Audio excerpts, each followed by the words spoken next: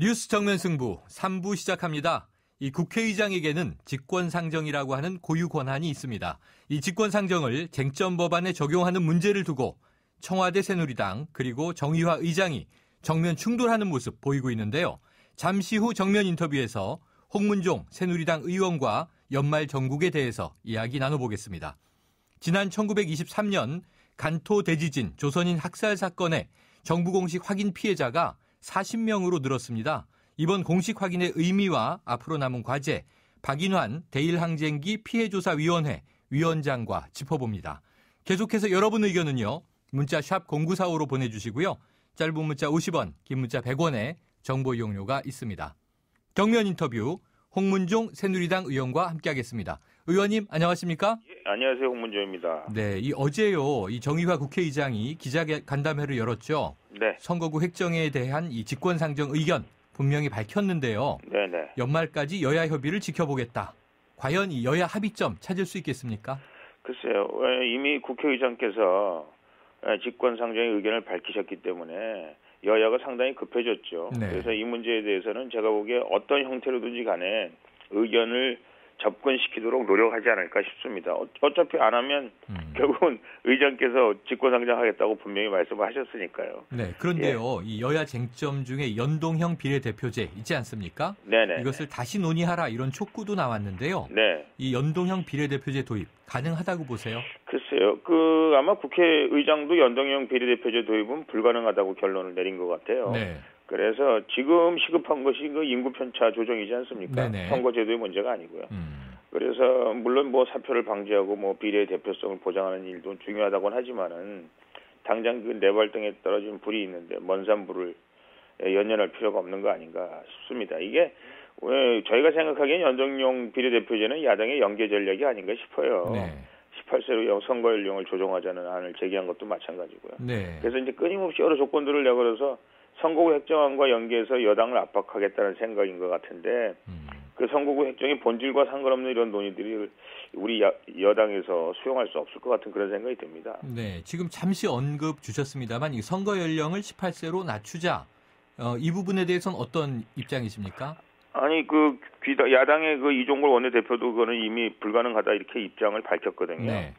그래서 이제 선거 연령 하향 조정이 이제 선거제도 개혁의 문제라는 겁니다. 네. 맞습니다. 그런데 선거 연령 하향 조정이나 정당 득표율 적용 방식을 변경하는 것은 모두 선거제도와 제도 개선과 관련된 것이지 선거구 획정과는 아무 관계가 없는 거거든요. 네. 그래서 야당 스스로 모순을 지금 인정하고 있는 거고 범하고 있는 거고 그런 거 아니겠습니까? 네. 자, 그렇다면요. 지금 이 새누리당 의원 전원 이름으로 또 이 경제 법안을 포함한 쟁점 법안 직권상정 요구서를 정의화 의장에게 전달하지 않았습니까? 네네. 의장은 거부했는데요.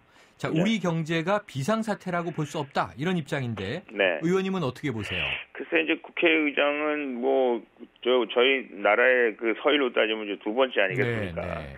그리고 국회의장의 레벨에서는 제가 보기엔 모든 것을 법리적으로 따지기보다는 정무적으로 따져야 되고 통합적으로 좀 사물을 볼 수 있어야 된다. 저는 그렇게 생각을 합니다. 그래서 우리 여당 의원 전체가 의견을 개진해서 사인을 해서 보냈다는 거는 그만큼 절실하다는 걸 말씀드린 거고요. 네. 그 절실하고 지금 현재 참으로 어렵다는 거를 웅변적으로 설명하고 있는 거 아니겠습니까? 네. 그런데 그거를 그냥 한마디로 경제 상황이 그렇다고 보기 어렵다 이렇게 말씀하시는 거는 물론 국회의장 개인으로서 그렇게 생각하실 수 있을런지는 모르지만 국회의원 158명이 동의한 사안에 대해서 그냥 한마디로 일축해 버리시는 것은 약간 좀 저희 입장에서 섭섭할 수밖에 없죠. 한 번이라도 생각해 보시고 또 전문가 의견이라도 좀 들어보시고 말씀을 하셨다면 덜 섭섭하지 않았을까 하는 그런 생각이 있긴 합니다. 네, 이렇게 국회의장이 쟁점 법안에 대한 직권상정 거부 입장이다 보니까 이 박근혜 대통령이 나서서 긴급재정 경제명령을 발동해야 한다 이런 주장도 여당 내에서 나오고 있는데요. 네. 홍 의원님 입장은 어떠세요? 이게 그만큼 급박하다는 거죠. 이제 저희 여당 입장에서 보면요, 실제로 경제가 어렵습니다.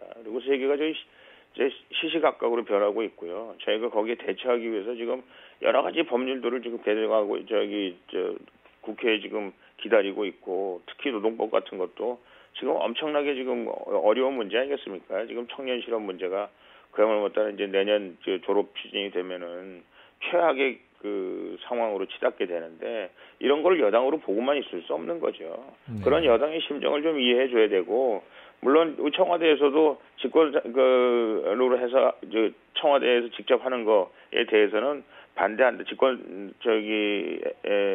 하는 거에 대해서는 반대한다. 그런 말씀들을 하셨잖아요. 그래서 제가 보기에 뭐 그렇게까지는 안 가겠습니다만은 그러나 지금 긴급재정 명령을 지금 고려해야 된다고 얘기할 정도로 상황이 지금 심각하다라는 거를 국민들은 좀 알아주셨으면 좋겠습니다. 네.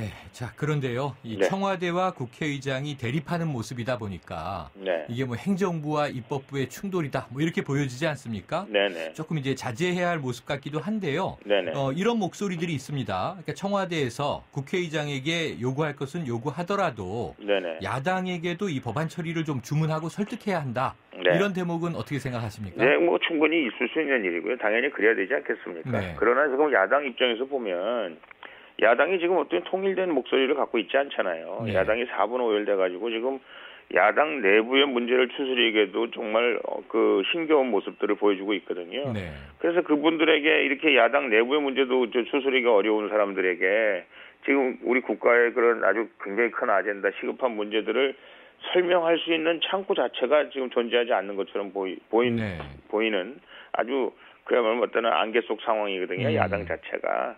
그래서 실질적으로 물밑 대화는 하고 있습니다만은 그쪽에서 그 의견에 대해서 심도 있게 생각하고 판단하고 할 수 있는 컨트롤 타워가 없다라는 것이 저희 현재로서는 여당으로서는 가장 큰 그 안타까운 그 점이 하나가 아닌가 싶습니다. 네, 그래서 지금 국회 공전에 대해서요. 저희 네네. 프로에서도 이제 여야 의원들을 고루 인터뷰하다 보니까 네네. 지금 홍 의원님이 주신 말씀 그대로 이제 야당 의원들에게 이야기를 드리면 이 내부는 내분이고 국민들에게 죄송하지만 국회 일정은 우리 하나도 소홀히 하는 것이 없다. 또 이렇게 이야기하세요. 네네. 실제 상황은 어떻습니까? 아니 저희가 이제 그 원내 수석께서 국회 상황에 대해서 이제 시시각각으로 보고를 하시는데요. 네.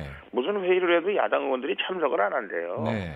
그리고 뭐 참석을 하니까 의견 개진을 안 할 뿐만 아니라 실질적인 대안을 내놓을 수가 없는 거 아니겠습니까? 그리고 저희가 이해를 합니다. 내년 4월에 총선이 있기 때문에 이분들 뭐 저희 국회의원들 입장에서는 총선이 굉장히 중요하죠. 그러나 총선을 잘 치르기 위해서도 국민들 앞에 뭔가 잘한 짓이 있어야 가서 표를 달라고 그럴 거 아닙니까? 이제 저희는 그렇게 얘기하는데요. 이분들은 뭐 공천권 지분이니 지금 뭐 분당이니 뭐 하여간 제가 보기에는 야당 의원들께서 그냥 면피용으로 그렇게 말씀하시는지는 모르겠습니다만은 실질적으로 컨트롤 타워가 없고 지금 대화할 수 있는 사령탑이 없기 때문에 조금 그 과장해서 말씀드리면 통제불능입니다. 네, 자, 홍 의원님 보시기에는 소홀하다 이런 지적이신데 지금 이제 이 선거, 총선, 공천 이야기를 주셨으니까요.